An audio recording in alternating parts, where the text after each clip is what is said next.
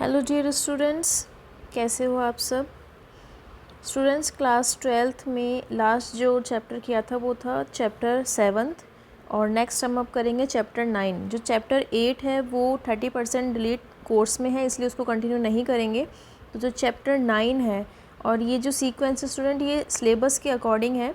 NCERT की books में अलग है और जो आप और कोई ऑथर लेते हो तो उसमें अलग है सीक्वेंस। तो सबसे अच्छा यही है कि आप सिलेबस के अकॉर्डिंग ही उस सीक्वेंस को लेके चलें। तो सिलेबस में चैप्टर 9 है next, management of support services institutions and programs for children youth and elderly.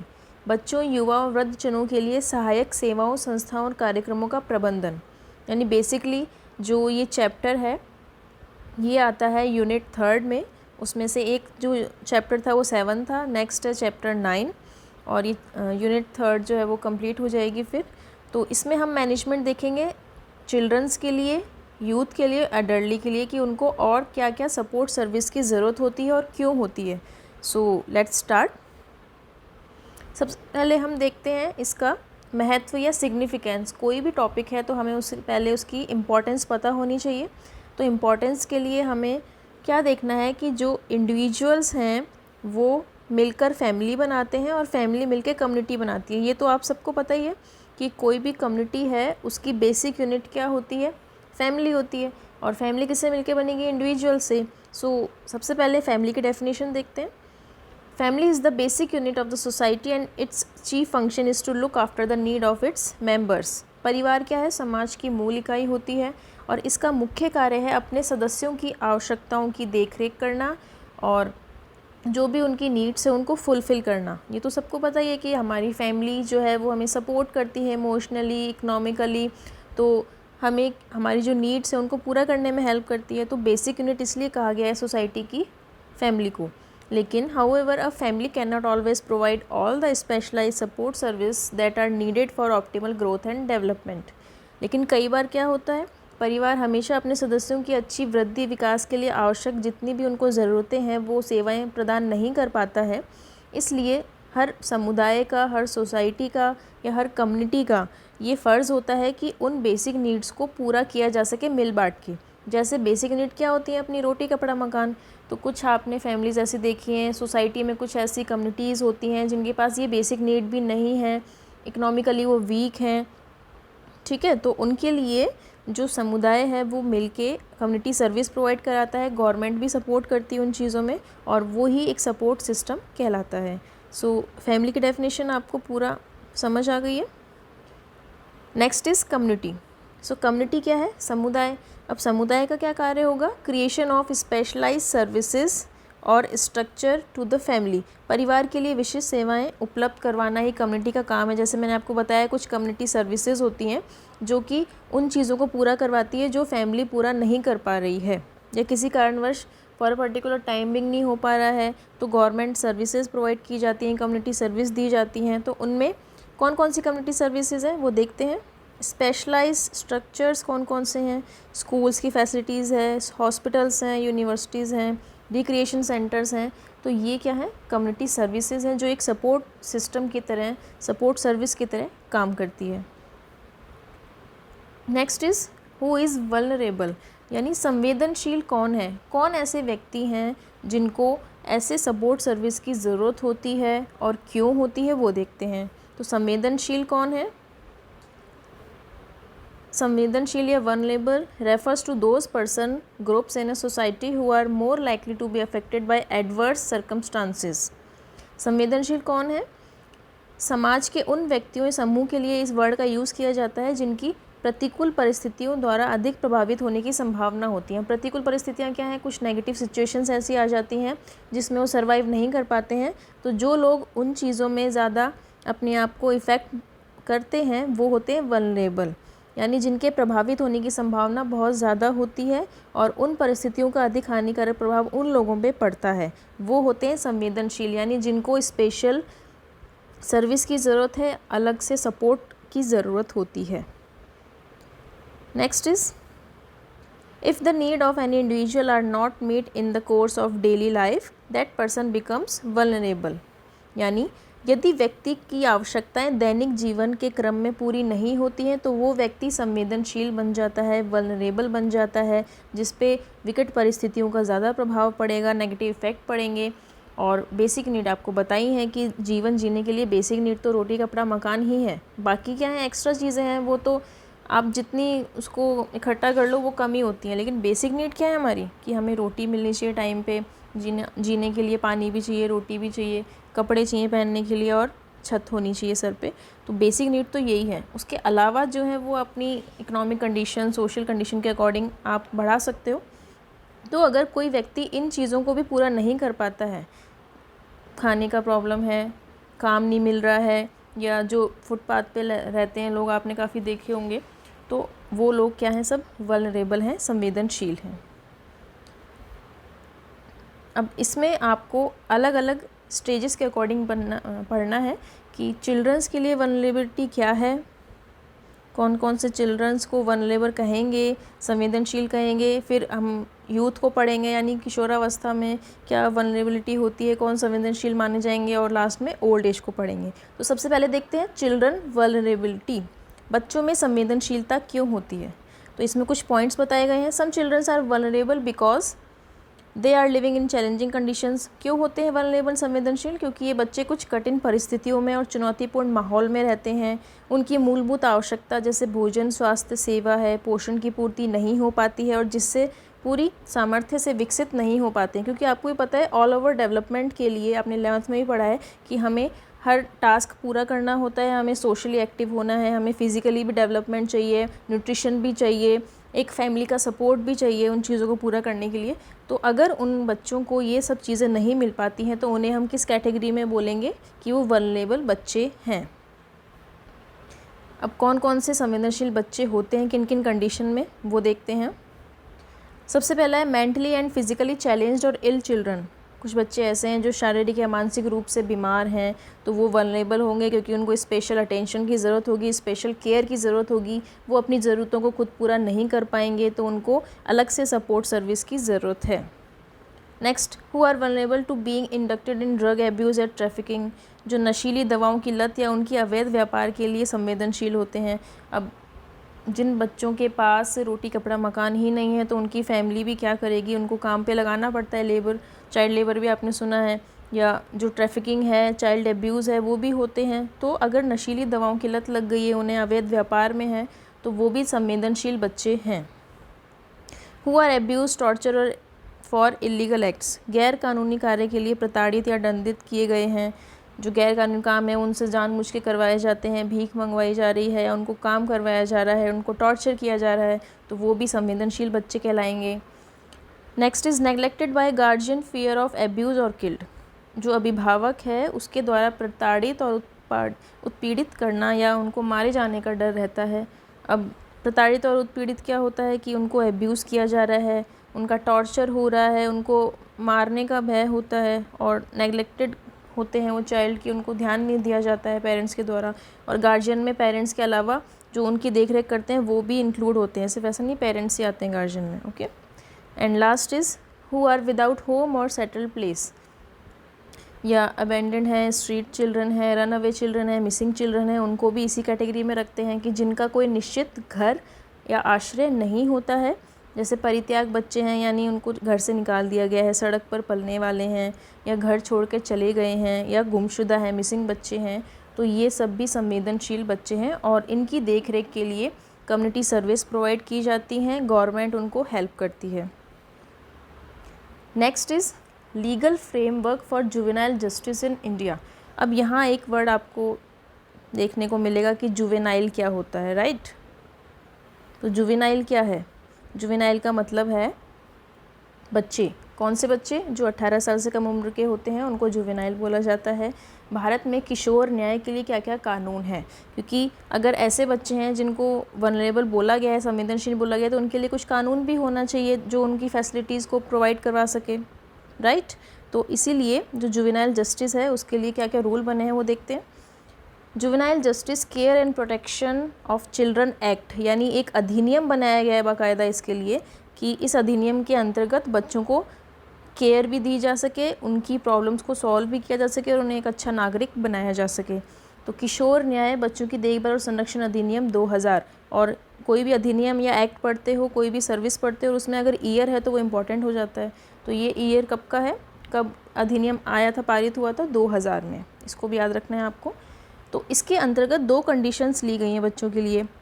Children's those who are in conflict with law, बच्चे जो कानून का उल्लंघन करते हैं वो भी इसके अंतर्गत ट्रीट किए जाते हैं। और वो बच्चे those consider to be in need of care and protection, जिन्हें देखभाल या संरक्षण की आवश्यकता है, यानी जिन्होंने कुछ गैर कानूनी काम किया है उनको भी इंक्लूड किया गया है। और जो बच्चे घर से चले गए हैं, मिसिंग है या कुछ नेगेटिव चीज़ों में नहीं है लेकिन फिर भी अकेले हैं, उनको सपोर्ट की ज़रूरत है, वो भी इसमें इंक्लूड किए गए हैं। तो इन दोनों बच्चों के लिए उनकी देखभाल और संरक्षण का अधिनियम बनाया गया है ये। और इसी में आगे देखते हैं कि children who are arrested by the police because they have committed for a crime और एक्यूज्ड, वह बच्चे जो किसी अपराध या अपराध के कारण पुलिस द्वारा गिरफ्तार किए गए या दोषी हैं, उनके लिए भी इस कानून या इस अधिनियम के अंतर्गत ही जो चीज़ें बनाई गई हैं वो फॉलो करवाते हैं। क्योंकि 18 साल से कम उम्र के बच्चे हैं तो उनको एक प्रोटेक्शन और केयर की भी ज़रूरत है। और ऐसा भी नहीं है कि उन्होंने अगर कुछ गलत काम किया है तो उन्हें छोड़ दिया जाएगा, उनकी एज के अकॉर्डिंग उनके लिए पनिशमेंट्स भी होते हैं, उनके लिए अलग केयर सेंटर्स होते हैं, तो वो भी इसी अधिनियम के अंतर्गत आते हैं। So, the Act provides for a special approach towards the prevention and treatment of juvenile delinquency and provide a framework for the protection. इस अधिनियम में बाल अपराध की रोकथाम, उनके स्वास्थ्य व्यवहार, उनके साथ कैसा व्यवहार करना है, विशेष अधिगम का प्रावधान है। यह बच्चों के संरक्षण, उपचार और पुनर्वास की रूपरेखा प्रदान करते हैं। पुनर्वास क्या होता है? रिहेबिलिटेशन, कि उनको वापस से उनको घर दिया जाए, उनको एक ऐसा जगह दी जाए जो उनको घर की तरह फील हो, उनका ट्रीटमेंट किया जाए, अगर उनको इमोशनली कुछ प्रॉब्लम है तो इमोशनल सपोर्ट भी दिया जाए, उनको एजुकेशन दी जाए, न्यूट्रिशन अच्छा दिया जाए, और अगर उनको पनिशमेंट की नीड है तो उनके अकॉर्डिंग पनिशमेंट की भी फैसिलिटी होती है। तो ये तो था कानून। अब नेक्स्ट आता है institutions, programs and initiatives for children. इसमें आप पढ़ोगे कि जो संस्थागत कार्यक्रम है और बच्चों के लिए क्या क्या पहल की गई है, मतलब जो वल्नरेबल बच्चे हैं, संवेदनशील बच्चे हैं, अब उनके लिए कौन से प्रोग्राम्स चलाए जा रहे हैं, क्या इनिशिएटिव्स चलाए जा रहे हैं, वो हम देखते हैं। तो इसके लिए आपको दिख रहा होगा कि 4 फैसिलिटीज़ जो हैं वो बच्चों के लिए दी गई हैं जो वल्नरेबल हैं। कौन कौन सी? ICDS है, SOS चिल्ड्रन विलेज है, चिल्ड्रन होम्स एंड अडॉप्शन है। यानी ये सब फैसिलिटीज़ उन बच्चों के लिए दी जाती है जिनको एक्स्ट्रा सपोर्ट सर्विस या सपोर्ट सिस्टम की ज़रूरत होती है। तो सबसे पहले हम क्या देख रहे हैं? ICDS। और ICDS आप बहुत बार पढ़ चुके हो, इसको आपको अच्छे से याद हो जाना चाहिए क्योंकि कई जगह रिपीट हो रहा है, तो ऑब्वियसली किसी क्वेश्चन में ये आ सकता है। सबसे पहले उसकी फुल फॉर्म पता होनी चाहिए। क्या है full form? Integrated child development services, यानी समेकित बाल विकास सेवाएं। It is the world's largest early childhood program. जो अर्ली चाइल्डहुड है, जो प्रारंभिक बाल्यावस्था बोलते हैं, उसका सबसे बड़ा कार्यक्रम है पूरे विश्व में। यानी सिर्फ ऐसा नहीं इंडिया में ही चल रहा है, पूरे विश्व में चल रहा है ये प्रोग्राम। और टारगेट ग्रुप क्या है? अर्ली चाइल्डहुड प्रोग्राम है, यानी जब बच्चा प्रारंभिक बाल्यावस्था में होता है तो उस एज के लिए रखा गया है। प्रारंभिक बाल्यावस्था कब तक होती है? जन्म से लेके 6 वर्ष तक की। तो इसमें टारगेट ग्रुप आपको पता होना चाहिए कि क्या क्या फैसिलिटीज़ कौन सी एज ग्रुप को दी जाती है। क्या क्या फैसिलिटीज़ हो गई हैं? पहले तो टारगेट ग्रुप पता होना चाहिए कौन से एज ग्रुप को क्या होता है। चिल्ड्रंस इसमें कवर होते हैं बर्थ से लेके 6 साल तक के, प्रेग्नेंट वुमेन और लैक्टेटिंग मदर, यानी इन तीनों ग्रुप को फैसिलिटीज़ दी जाती हैं। अब वो फैसिलिटीज़ क्या क्या हैं? यह कार्यक्रम माताओं के लिए स्वास्थ्य, पोषण और स्वच्छता शिक्षा, 3 से 6 वर्ष की आयु के बच्चों के लिए अनौपचारिक विद्यालय और पूर्व शिक्षा उपलब्ध करवाते हैं। क्या क्या फैसिलिटीज़ होगी? पहले तो जो मदर्स हैं, वुड बी मदर्स हैं या प्रेग्नेंट वुमेन हैं, उनके न्यूट्रिशन का भी ध्यान रखता है, उनको पोषण देता है। और जो बच्चे हैं 3 से 6 वर्ष के, उनको प्री स्कूल एजुकेशन या नॉन फॉर्मल एजुकेशन भी देता है। 7 चैप्टर में आपने पढ़ा था कि प्री स्कूल एजुकेशन भी ज़रूरी होती है बच्चों के लिए। तो वो 3 से 6 वर्ष के जो बच्चे हैं उनके लिए ये जो प्रोग्राम है ICDS, उसमें वो सुविधा दी जाती है। नेक्स्ट इज़ 6 वर्ष से कम आयु के सभी बच्चे, गर्भवती व स्तनपान कराने वाली महिलाओं के लिए पूरक भोजन, यानी जो सप्लीमेंट्री फीडिंग होती है। सप्लीमेंट्री फीडिंग क्या है? जो भी आप खाना खाते हो उसमें सारे पोषक तत्व उपलब्ध नहीं होते हैं, इसलिए प्रेग्नेंट वुमेन है या इस एज के बच्चे हैं और लैक्टेटिंग मदर्स हैं, उनके लिए स्पेशल फीड दी जाती है ताकि उनके पोषण को पूरा किया जा सके, जिसमें सभी पोषक तत्व उचित मात्रा में उपलब्ध होते हैं।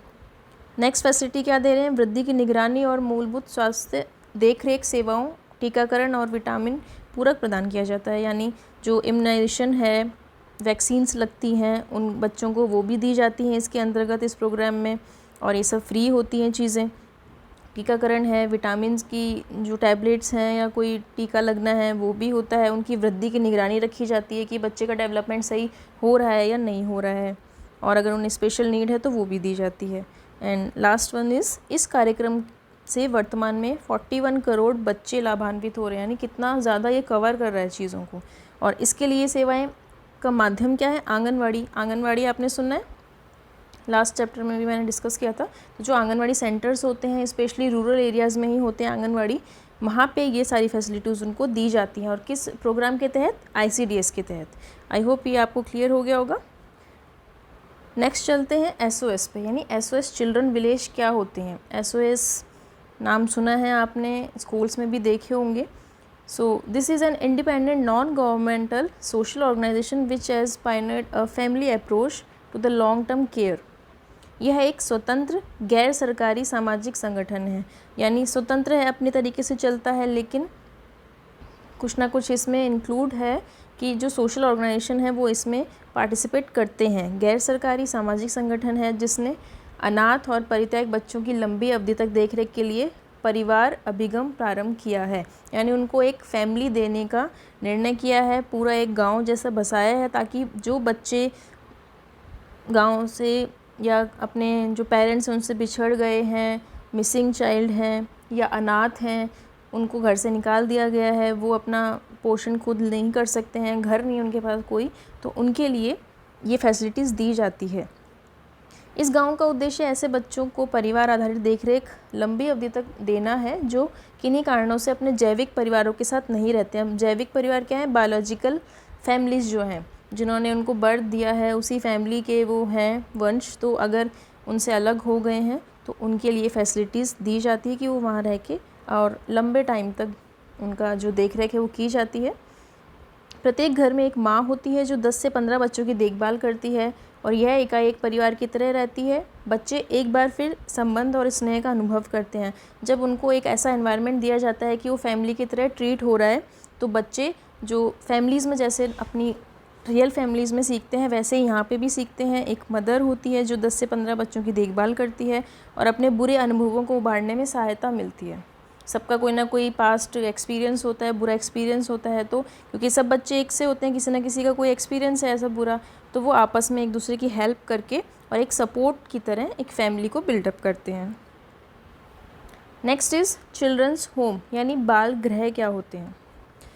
ये बाल गृह 3 से लेकर 18 वर्ष के बच्चों के लिए जो विभिन्न कारणों से राज्य की निगरानी में है, सरकार द्वारा चलाए जा रहे हैं। यानी जो कस्टडी में रखी जाती है, गवर्नमेंट के कस्टडी में रखे जाते हैं बच्चे, कौन सी एज के, 3 से लेकर 18 वर्ष तक के बच्चों को बाल गृह में रखा जाता है। और ये बाल गृह भी 3 टाइप के हैं। कौन कौन से टाइप हैं देखिए आप। पहला है ऑब्जर्वेशन होम। ऑब्जर्वेशन होम क्या है, प्रेक्षण गृह, जहाँ बच्चे अस्थायी रूप से अपने माता पिता का पता लगाए जाने और उनकी पारिवारिक पृष्ठभूमि के बारे में जानकारी एकत्रित करने तक रहते हैं। यानी ऑब्जर्वेशन में रखा जाता है उन्हें कि जब तक उनकी फैमिली का पता नहीं चल जाता है तब तक वो वहाँ रहते हैं, उनकी केयर की जाती है। Next is special homes. Special home कौन से हैं, where juveniles found guilty in terms of violation of law और placed in a custodial care. विशेष गृह बोलते हैं इन्हें, स्पेशल होम्स को, जहाँ कानून का उल्लंघन करने वाले बच्चों को रखा जाता है। वो भी किशोर होने चाहिए, 18 साल से कम उम्र के बच्चे ही रखे जाते हैं। और जिनको हिरासत की ज़रूरत होती है, कोई चोरी की है, कोई उन्होंने गलत काम किया है और उनको कस्टडी में रखा गया है निगरानी में, तो वो बच्चे स्पेशल होम में रहेंगे। ऑब्जर्वेशन में कौन रहेंगे, जिनको अपने पेरेंट्स से मिलाने के लिए उनको ऑब्जर्वेशन में रखा जाता है। जब तक उनके पेरेंट्स नहीं मिल जाते हैं, उनकी बारे में जानकारी नहीं मिल जाती है, तब तक रखा जाता है। स्पेशल होम में जिन्होंने कुछ गलत काम किए उनको हिरासत में रखना है, उन बच्चों को रखा जाता है। And last one is juvenile या चिल्ड्रंस होम। ये वाले बच्चे कौन से हैं, किशोर बाल गृह बोलते हैं, जहाँ उन बच्चों को रखा जाता है जिनके परिवार का पता नहीं चल पाता है या उनके अभिभावक अस्वस्थ हैं, मृत हैं, बच्चों को वापस नहीं ले जाना चाहते हैं, और इन सब का जो खर्चा है या जो भी फैसिलिटीज़ देनी है वो सरकार देती है। तो सरकार पर इनके घर, उनको शिक्षा देना, उनको व्यावसायिक प्रशिक्षण देना, उनको जॉब प्रोवाइड कराना, इनका दायित्व गवर्नमेंट का होता है। तो 3 टाइप के होम आपने पढ़े हैं, ऑब्जर्वेशन होम, स्पेशल होम और जुवेनाइल होम।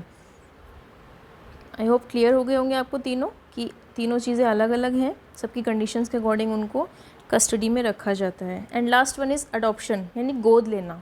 ये भी एक फैसिलिटी है कि जो बच्चों को कंसीव नहीं कर पाते हैं या कोई प्रॉब्लम से वो अपनी फैमिली को आगे फॉलो नहीं कर पा रहे हैं, कोई प्रॉब्लम है, तो वो अडॉप्शन भी एक सहारा लेते हैं। पहले क्या होता था, पहले समय में सिर्फ फैमिलीज़ में ही आपस में अलाउ होता था कि वो अडॉप्ट कर सकते हैं किसी बच्चे को, लेकिन समय के साथ परिवार के बाहर के बच्चों को गोद लेने की प्रथा को संस्थागत और विविध बना दिया गया है कि आप फैमिली के बाहर भी बच्चों को गोद ले सकते हो। इवन जो सेंटर्स हैं, केयर सेंटर्स, वहाँ से बच्चों को गोद लेने की प्रथा बन गई है। और बहुत अच्छी चीज़ है कि उन बच्चों को पेरेंट्स मिल जाते हैं और पेरेंट्स को बच्चे मिल जाते हैं। तो जहाँ भारत सरकार और राज्य सरकार नीतियों और सरकारी कार्यक्रमों द्वारा आवश्यक सहायता और मार्गदर्शन प्रदान किया जाता है, वहीं गैर सरकारी संगठन, जिनको एनजीओ कहते हैं, नॉन गवर्नमेंट ऑर्गेनाइजेशन, वो भी गोद लेने की प्रक्रिया के लिए आवश्यक वितरण प्रणाली प्रदान करते हैं। यानी अब गवर्नमेंट भी इसमें इन्वॉल्व हो गई है कि अगर आप किसी बच्चे को अडॉप्ट करना चाहते हो तो उसके लिए पूरी कानूनी प्रक्रिया होती है, वो आपको फॉलो करनी होती है। अगर आप किसी पॉइंट पे उन चीज़ों को फॉलो नहीं कर पाते हो, बाद में पता चलता है कि वो बच्चे का टॉर्चर किया जा रहा है, उसको ठीक से नहीं रखा जा रहा है, तो केस भी हो सकता है पेरेंट्स पे। तो इसलिए गवर्नमेंट ने अपने आप को इसमें भी इन्वॉल्व किया है ताकि बच्चों को पूरी केयर प्रोटेक्शन मिल सके। तो ये थे स्टूडेंट्स 4 टाइप के बच्चों के लिए कार्यक्रम जो चलाए गए हैं। और क्योंकि वीडियो अब ज़्यादा लॉन्ग हो जाएगी, इसलिए जो बाकी का पार्ट है हम नेक्स्ट वीडियो में करेंगे। तब तक आप इसी का रिवीजन कीजिए। अपना ध्यान रखिए एंड टेक केयर।